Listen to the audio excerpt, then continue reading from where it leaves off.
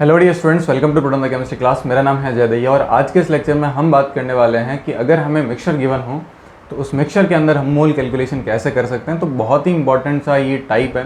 हालांकि ये टाइप आप लोग को कभी भी एनसीईआरटी में देखने को नहीं मिलेगा एंड नीट के जो स्टूडेंट हैं उनके लिए भी ये ज़्यादा इंपॉर्टेंट नहीं रहेगा, लेकिन जो स्टूडेंट जेई के स्टूडेंट हैं तो उनके लिए ये जो टाइप है वो बहुत इंपॉर्टेंट रहेगा। तो जेई के अंदर ऐसे टाइप ऑफ क्वेश्चन जो है पूछे जाते हैं, तो हम लोग इसको सॉल्व करने वाले हैं। क्या पैटर्न रहेगा इसमें? सबसे बड़ी दिक्कत ये आती है कि आपको थोड़ी सी इक्वेशन बनानी पड़ती है और फिर उसके बाद में सॉल्व करना होता है। मैथमेटिकल कैलकुलेशन जो होता है वो ज़्यादा इंक्रीज हो जाता है, इस वजह से ये जो है वो नीट में आने के चांसेस कम रहते हैं।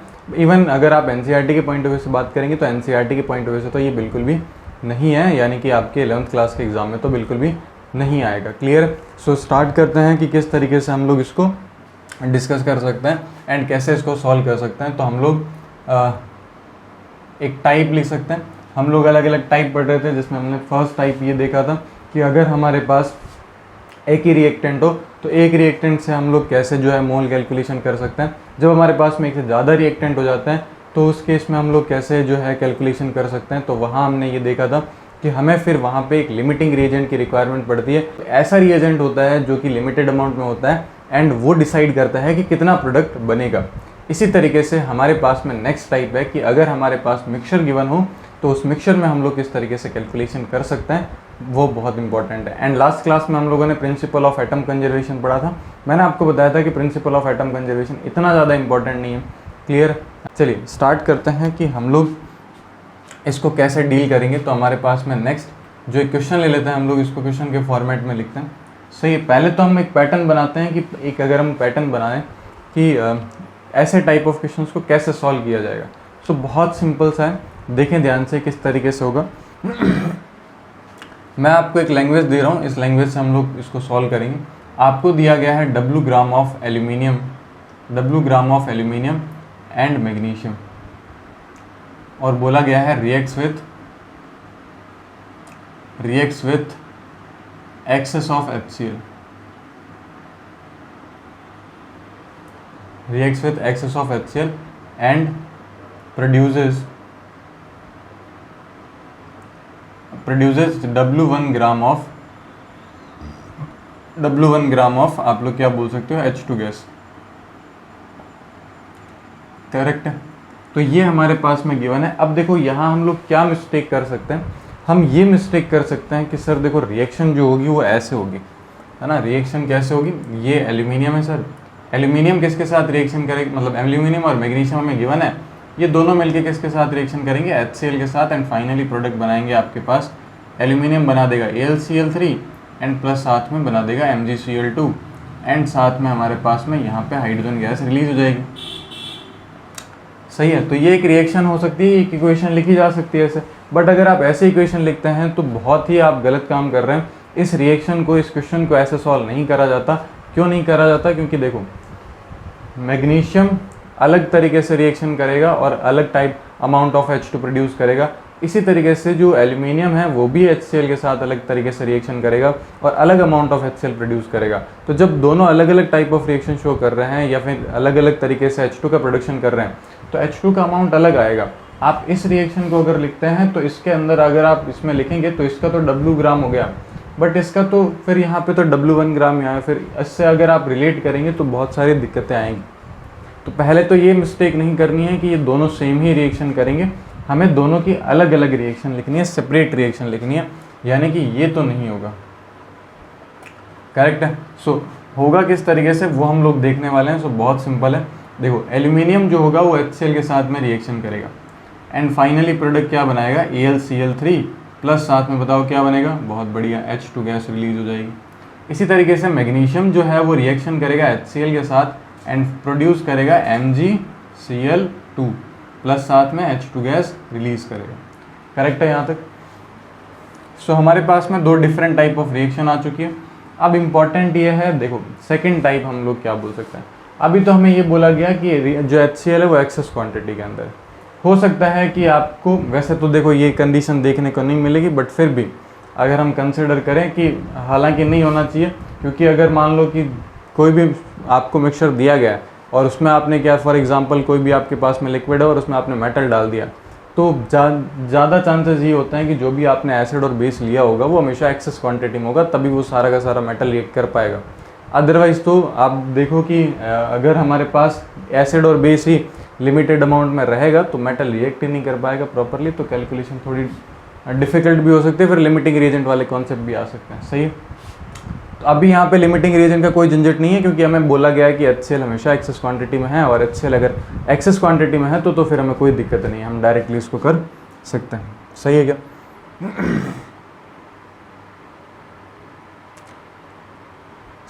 अब अगर हम इसमें आगे देखें कि किस तरीके से रिएक्शन को सॉल्व करा जाएगा, देखो सबसे पहले तो हमें मास गिवन है, वो भी किसका गिवन है?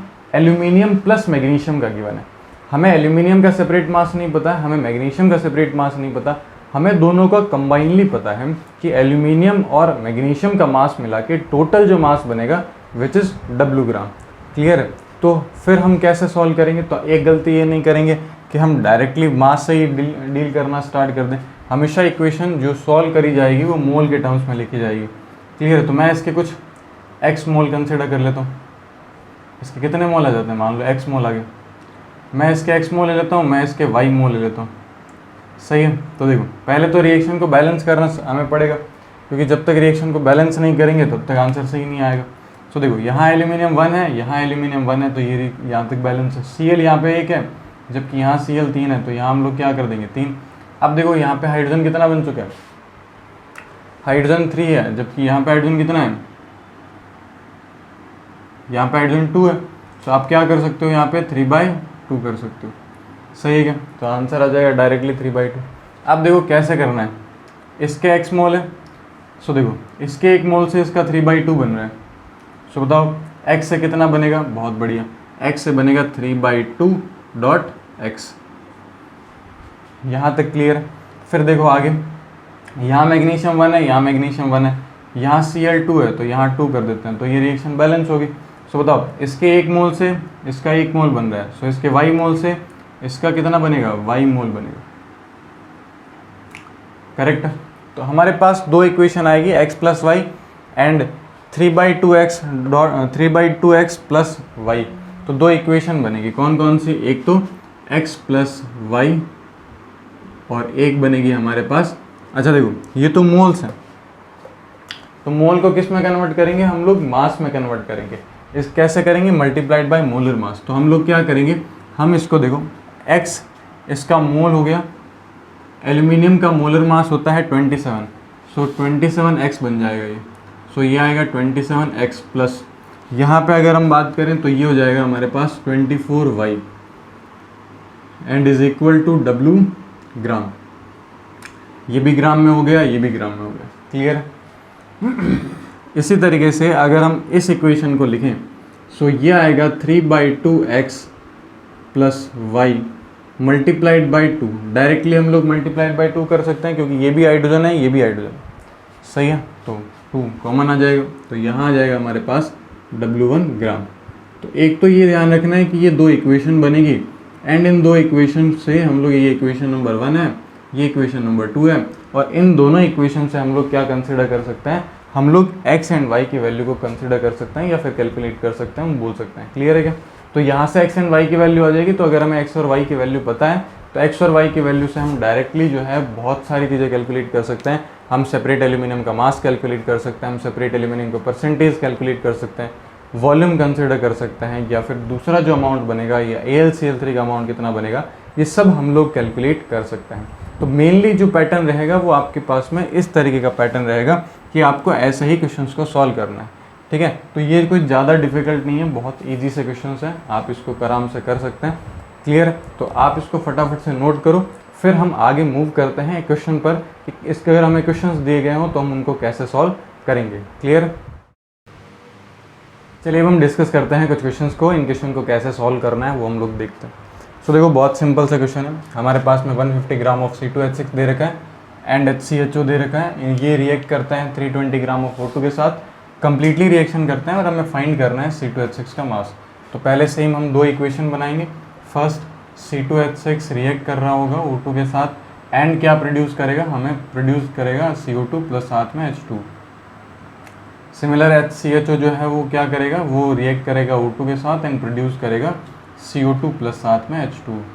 सही है। एंड इस रिएक्शन को अगर हम बैलेंस करें तो यहाँ 2 आ जाएगा एंड हाइड्रोजन हमारे पास में 6 है तो यहाँ आ जाएगा हमारे पास में 3 एंड ऑक्सीजन हमारे पास में 4 हो चुका है यहाँ पे, प्लस यहाँ पे 3 तो यहाँ में मैं 7/2 कर देता हूँ।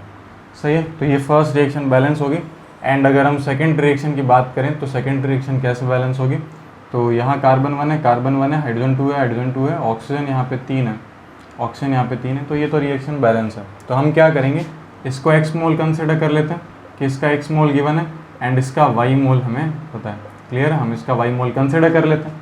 समझ में आया कि नहीं आया। सो देखो इसके 1 मोल से हमें क्या बताना है, अच्छा किसके साथ रिएक्शन कर रहा है, O2 के साथ में। सो देखो इसके 1 मोल से इसका 7/2 कर रहा है। सो इसके x से कितना करेगा बताओ, इसके x से करेगा 7/2x। इसके 1 मोल से 1 मोल, तो y मोल से जल्दी बोले y मोल, बहुत बढ़िया। तो यहाँ y मोल आ जाएगा। समझ में आया। तो 2 इक्वेशन बन रही है हमारे पास। First equation is x into, अच्छा इसका मोलर मास कितना होगा C2H6 का, तो C2H6 का मोलर मास जो होगा वो कितना हो जाएगा, कार्बन का 12 हो जाता है, तो 2 कार्बन है तो 24 प्लस 6 इज 30 प्लस यहाँ कितना आ जाएगा y इंटू कितना आ जाएगा बताओ, कार्बन 1 है तो कार्बन का 12 हो गया, 12 और 2 हाइड्रोजन का हो गया 14 प्लस 16 इज 13। सो एक इक्वेशन तो ये बनेगी which is equal to 150 gram. Similar अगला अगर हम इक्वेशन देखें तो सेकेंड इक्वेशन इज 7/2x, फिर यहाँ आ जाएगा हमारे पास प्लस y ब्रैकेट में आ जाएगा 16 इज इक्वल टू 30 या सॉरी 320 और सॉरी ऑक्सीजन है तो 32 आ जाएगा। O2 है ना, एक ऑक्सीजन नहीं।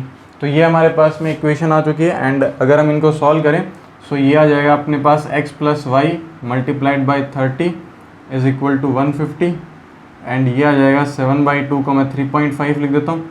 सो ये आ जाएगा 3.5 x प्लस वाई ब्रैकेट में आ जाएगा 32 इज इक्वल टू 320। इसको और सॉल्व करेंगे सो ये आएगा x plus Y is equal to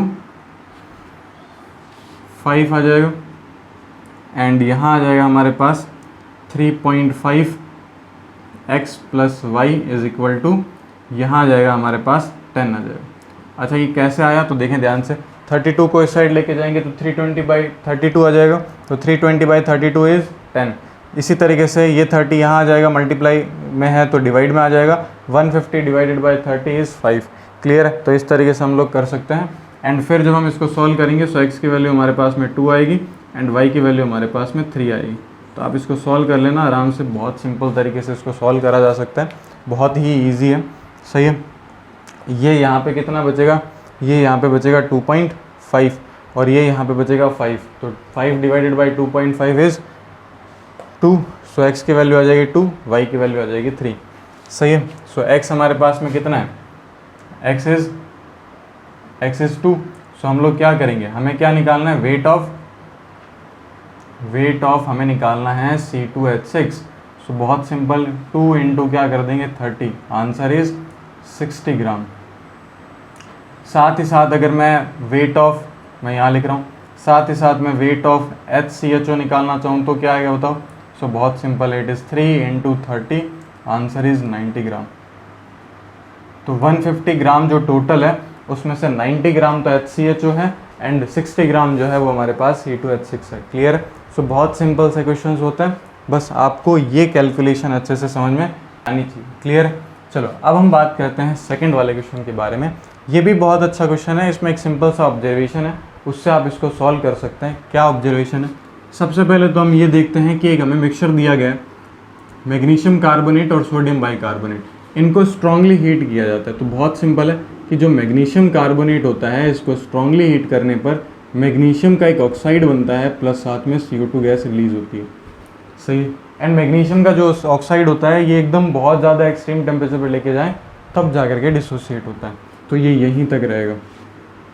फिर हमारे पास में आता है NHCO3। NHCO3 को अगर आप हीट करते हैं तो NHCO3 को हीट करने पर आपको पता है कि बाइकार्बोनेट कन्वर्ट हो जाते हैं कार्बोनेट्स में।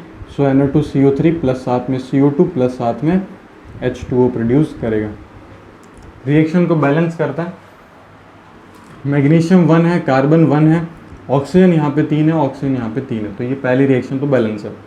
सेकंड अगर हम बात करें, सोडियम यहाँ पे 2 होने चाहिए तो 2 कर देते हैं, तो सोडियम 2 हो जाते हैं, कार्बन 2 हो चुके हैं हमारे पास, हाइड्रोजन हमारे पास में 2 हो चुके हैं, एंड ऑक्सीजन जो हमारे पास में 6 हो चुके हैं। सो ऑक्सीजन हमारे पास में टोटल 6 है, तो ये रिएक्शन बैलेंस है। तो एक इक्वेशन ये आ गई एंड सेकेंड इक्वेशन ये आ गई। अब देखो हम इसको x मान लेते हैं, इसके x मोल एंड इसके y मोल।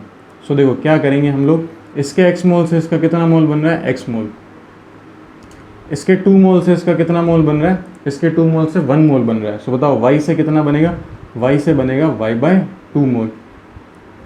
सिमिलर H2O भी कितना बनेगा, y/2 मोल। अब देखो हमें एक रेशियो दिया गया है, रेशियो किसका दिया गया है, हमें CO2 और H2O का रेशियो दिया गया है विच इज़ 3:1।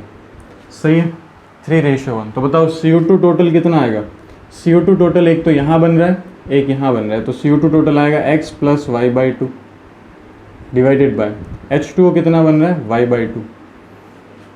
सही है, तो जब आप इस इक्वेशन को सॉल्व करोगे तो आप क्लियरली देखेंगे कि x किसके इक्वल आ रहा है,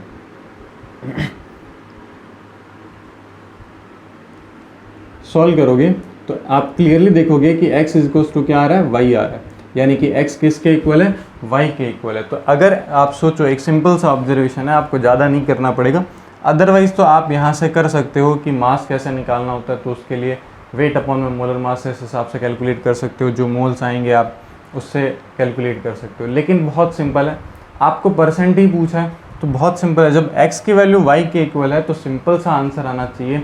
सिंपल सा आंसर ये होगा कि जब x = y है तो आंसर हमेशा 50% ही आएगा। तो x की वैल्यू y के इक्वल है, तो इसका मतलब परसेंटेज की बात करें तो परसेंटेज हमारे पास में कितना आ जाएगा, परसेंटेज NHCO3 इज़ 50%। सही है, तो इसको हम लोग सॉल्व कर सकते हैं, बहुत ही सिंपल सा क्वेश्चन है ये। सो आई होप आप लोगों को समझ में आया होगा, क्लियर। तो इसको आप लोग नोट करें, फिर एक क्वेश्चन और करते हैं, फिर आपको कुछ होमवर्क दिए जाते हैं, क्लियर। हम एक और क्वेश्चन डिस्कस करते हैं और उसका आंसर कैसे कैलकुलेट करेंगे, बहुत सिंपल सा। देखिए ध्यान से, आपको क्या दिया गया है, आपको 2 कंपाउंड दिए गए हैं C4H8 एंड C6H6। सो पहले तो इक्वेशन लिख लेते हैं, C4H8 प्लस O2 के साथ में रिएक्शन कर रहा है, कंप्लीट कम्बशन है। सो O2 के साथ कम्बशन से CO2 प्रोड्यूस करेगा प्लस साथ में H2O प्रोड्यूस करेगा। सिमिलर इसी तरीके से C6H6 है, ये O2 के साथ में रिएक्शन करेगा एंड क्या प्रोड्यूस करेगा, CO2 प्लस H2O प्रोड्यूस करेगा। सही है क्या। अब ध्यान से देखें आप लोग, इसके अंदर हम लोग इसको बैलेंस कर लेते हैं, तो C4 यहाँ आ जाएगा 4, हाइड्रोजन 8 है और हमारे पास में तो यहाँ आ जाएगा 4, एंड ऑक्सीजन हमारे पास में यहाँ 2 है, तो ऑक्सीजन यहाँ पे हो जाएंगे 4, ये 8 और 4 12, तो ये आ जाएगा 6, क्लियर। सिमिलर अगर हम यहाँ देखें तो ये 6 है, तो यहाँ 6 आ जाएगा, एंड यहाँ हाइड्रोजन 6 है, तो यहाँ आ जाएगा हमारे पास में 3, एंड यहाँ ऑक्सीजन हमारे पास में 2 है, तो यहाँ ऑक्सीजन हो जाएंगे 12, 12 और 3 क्या हो जाएंगे हमारे पास 15। सही है, तो यहाँ आ जाएगा 15/2, करेक्ट है।